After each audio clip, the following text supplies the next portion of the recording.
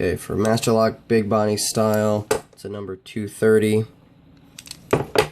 Using a Southward large diamond pick and custom top of the keyway wrench with a little notch cut out of the side. So, tension wrench in.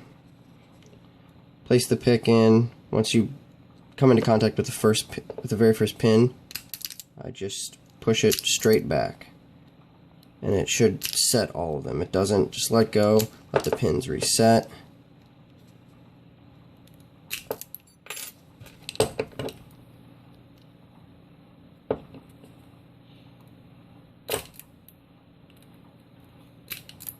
I'm getting caught.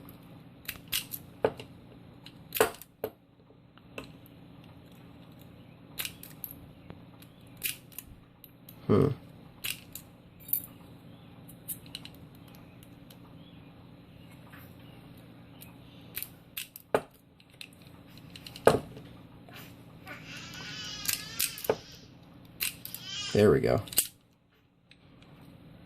So let's try that again.